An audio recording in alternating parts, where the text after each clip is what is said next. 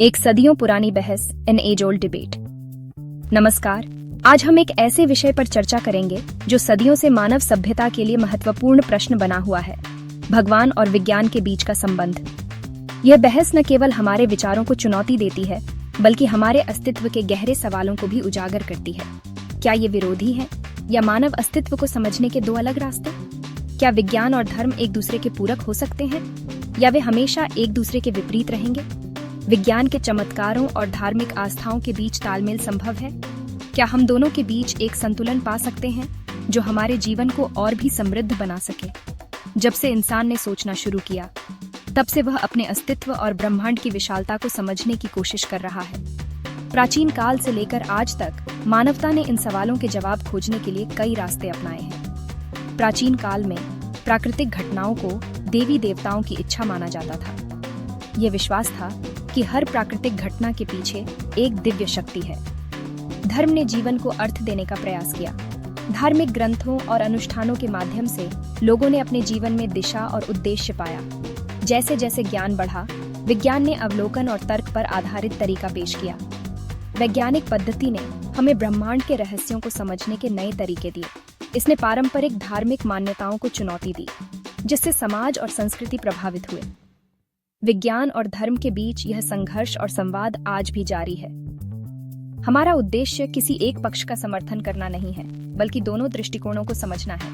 यह समझना महत्वपूर्ण है कि दोनों ही दृष्टिकोण हमारे जीवन को समृद्ध बना सकते हैं। क्या यह भगवान बनाम विज्ञान की लड़ाई है या हमारी समझ की सीमाओं का प्रतिबिंब? यह सवाल हमें सोचने पर मजबूर करता है। चलिए इस बहस की परतों को खोलने का प्रयास करते हैं। इस यात्रा में हम दोनों पक्षों के तर्कों को समझने और उनके बीच के संबंधों को जानने की कोशिश करेंगे। ईश्वर की अवधारणा, विश्वास और तर्क, the concept of God, faith and arguments. भगवान या ईश्वर की कोई सार्वभौमिक परिभाषा नहीं है। विभिन्न धर्मों में ईश्वर की अवधारणा अलग अलग है। कुछ लोग व्यक्तिगत ईश्वर में विश्वास करते हैं, जबकि कुछ निर्गुण, निराकार शक्ति में। ईश्वर के अस्तित्व के पक्ष में तर्क, दर्शन और व्यक्तिगत अनुभव पर आधारित होते हैं।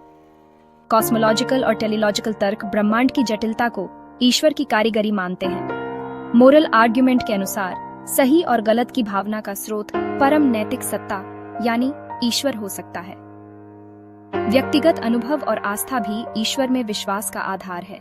हालांकि इन तर्कों की सीमाएं हैं और इन्हें वैज्ञानिक प्रमाण नहीं माना जा सकता। ईश्वर की अवधारणा मुख्यतः आस्था और दर्शन के दायरे में आती है। विज्ञान की प्रकृति, अवलोकन और प्रमाण, the nature of science, observation and evidence. अब बात करते हैं विज्ञान की। विज्ञान दुनिया को समझने का एक तरीका है। यह अवलोकन, परिकल्पना, प्रयोग और सत्यापन पर आधारित है। सिद्धांत अंतिम सत्य नहीं होते, नए प्रमाणों से बदले जा सकते हैं। वैज्ञानिक पद्धति की निष्पक्षता और दोहराव की क्षमता इसे विशेष बनाती है। विज्ञान प्राकृतिक नियमों को खोजने का प्रयास करता है ताकि हम घटनाओं की भविष्यवाणी कर सकें। विज्ञान की एक और विशेषता है फल्सिफाइबिलिटी। कोई भी वैज्ञानिक परिकल्पना गलत साबित की जा सकती है। विज्ञान उन्हीं चीजों से निपटता है जिन्हें मापा जा सके। विज्ञान प्रमाणों पर आधारित है और आत्म सुधार की प्रक्रिया इसमें अंतर्निहित है। यह अर्थ, उद्देश्य या मूल्यों के सवालों का जवाब नहीं दे सकता। ऐतिहासिक टकराव, गैलीलियो और ब्रह्मांड का केंद्र, historical clash, Galileo and the centre of the universe. Galileo Galilei का प्रकरण भगवान और विज्ञान के बीच तनाव का प्रसिद्ध उदाहरण है। 17वीं शताब्दी में चर्च का प्रभाव था और भूकेंद्रीय मॉडल को अंतिम सत्य माना जाता था। निकोलस कोपरनिकस ने सूर्य केंद्रीय मॉडल प्रस्तुत किया, जिसे गैलीलियो के अवलोकनों ने मजबूत प्रमाण दिए। उन्होंने देखा कि बृहस्पति के चंद्रमा उसकी परिक्रमा कर रहे हैं। गैलीलियो के निष्कर्षों ने भूकेंद्रीय मॉडल को चुनौती दी। चर्च के साथ टकराव हुआ क्योंकि यह बाइबल की व्याख्या और चर्च के अधिकार पर प्रश्न चिन्ह लगा रहा था।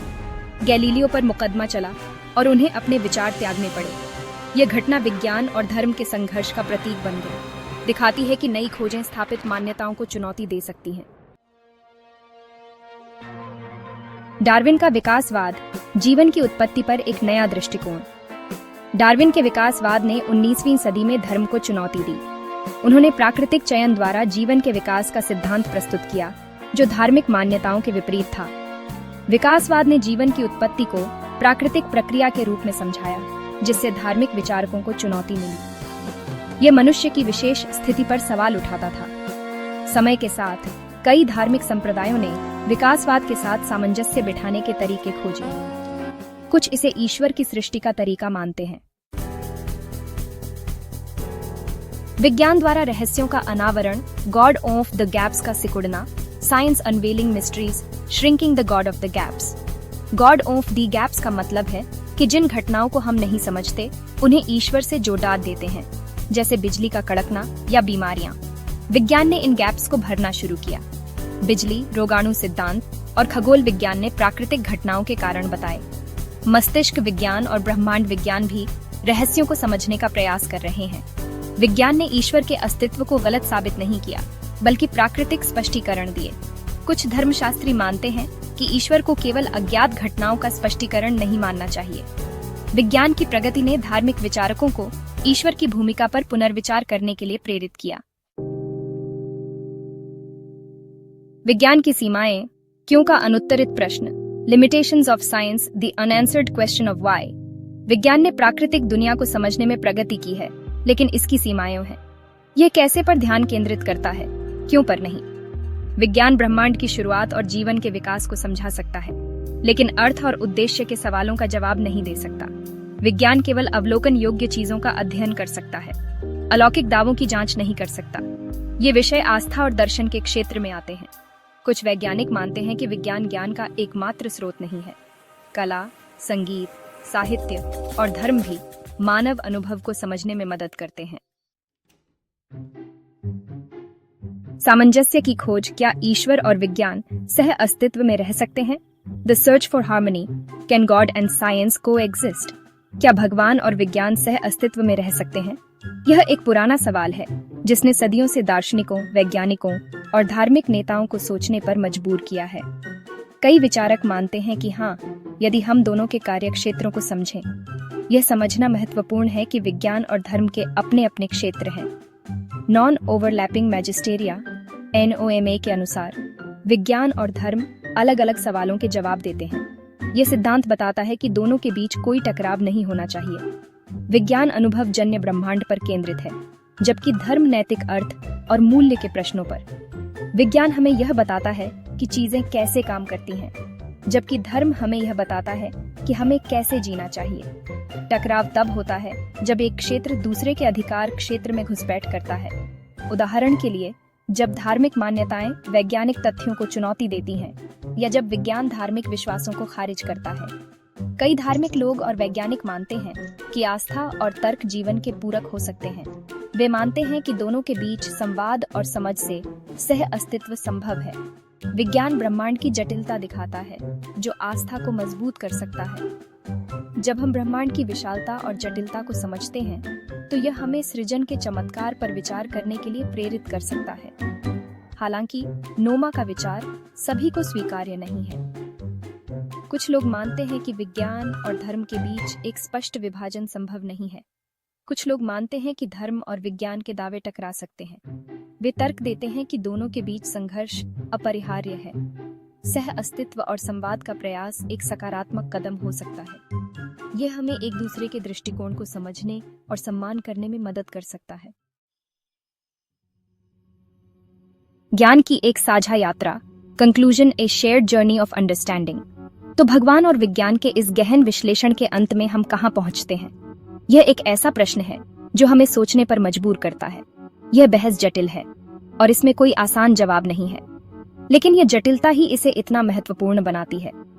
ईश्वर की अवधारणा आस्था पर आधारित है, जबकि विज्ञान अवलोकन पर। दोनों के अपने अपने दृष्टिकोण और सीमाएं हैं। इतिहास में विज्ञान और धर्म के बीच टकराव हुए हैं, और इन टकरावों ने हमारे समाज को गहराई से प्रभावित किया है। लेकिन यह भी सच है कि यह टकराव हमेशा अनिवार्य नहीं रहा है। कई बार दोनों ने एक दूसरे से सीखा और सहयोग किया है। गॉड ऑफ द गैप्स की अवधारणा सिकुड़ रही है, क्योंकि विज्ञान नई नई खोजें कर रहा है, लेकिन यह ईश्वर की अवधारणा को समाप्त नहीं करता। विज्ञान की सीमाएं हैं। यह अर्थ और मूल्यों के प्रश्नों का उत्तर नहीं दे सकता। यह अर्थ और मूल्यों के प्रश्नों का उत्तर नहीं दे सकता। हमें यह समझना होगा कि दोनों के पास देने के लिए कुछ न कुछ है। धर्म को अनुभवजन्य साक्ष्य के बिना दावे करने से बचना चाहिए। इसी तरह विज्ञान को भी अपनी सीमाओं को पहचानना चाहिए। विज्ञान और धर्म को पूरक तरीकों के रूप में देखा जाए। दोनों मिलकर हमें एक व्यापक दृष्टिकोण प्रदान कर सकते हैं।